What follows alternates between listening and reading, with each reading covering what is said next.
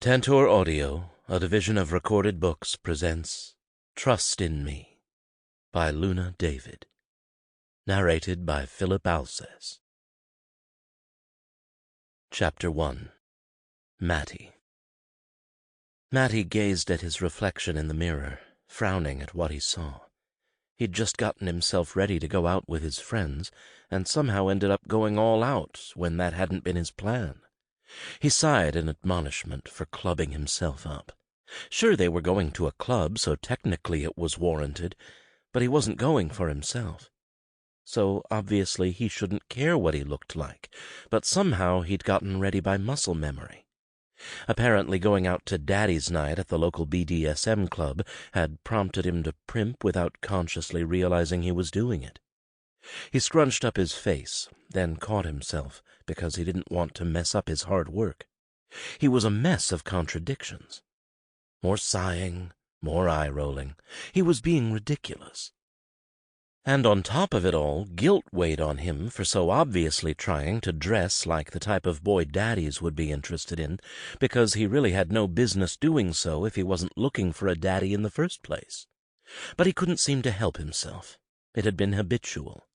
He'd been told often enough he was consummate twink material. So basically he was short, fit, and rather young and boyish looking. People also said he was cute. Some even went so far as to say adorable. He didn't feel cute or adorable, hadn't in years, but he knew how to play up the features in himself daddy types looked for. Hell, he was addicted to TikTok like any other sane adult, and was an avid people watcher. And then there was the porn. Lots and lots of porn. So he knew the types of boys older men were attracted to. For him it was a fake-it-till-you-make-it approach. It didn't matter if he couldn't see it himself, as long as daddies saw what they wanted in him, even if he didn't want them back. So he'd apparently pulled on his tight jeans, the ones that didn't allow him to even glance at food while he wore them, donned his favorite fuchsia crop top, added a few bangles on his wrist, and pulled on his favorite fuchsia Nike Air Force Ones. And with a little contouring here, a bit of highlighting there, some shiny lip gloss, and a tad bit of glam around his big doe eyes, another one of those traits people associated with him, he knew he'd pass as the type of boy daddies would want, even if he didn't want a daddy himself anymore. Or, more accurately, even though he wanted one so desperately it was crushing his soul, but knew he'd never find one he could trust. So the club was their destination, and he hated it just as much as he was sure Liam did. But he wouldn't let his besties, Carter and Liam, know. He'd paste on his happy persona like he always did, the only one he showed people. And he'd march his sassy ass into the club like he owned the place. Glancing at himself one last time, he practiced his smile and mustered some enthusiasm to portray the upbeat, always smiling, carefree boy he used to be. He knew it wasn't sustainable. Knew he'd have to be honest with Carter and Liam eventually, but he dreaded it so much it almost gave him a panic attack. He was afraid he would lose them, afraid they would know he was a fraud and never trust him again.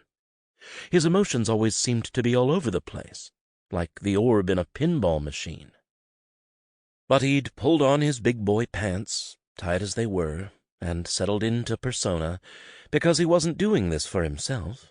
He was doing it for Liam, who had broken up with his daddy nearly a month earlier, and who was spiraling into a depression that scared Mattie and Carter enough to take action.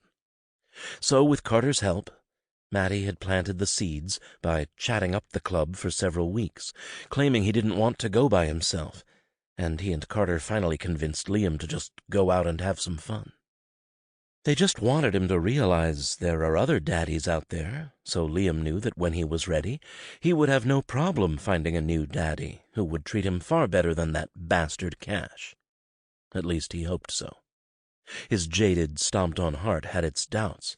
It was almost, no, exactly, like he was trying to convince himself of the same exact thing, and obviously ignoring his own advice completely.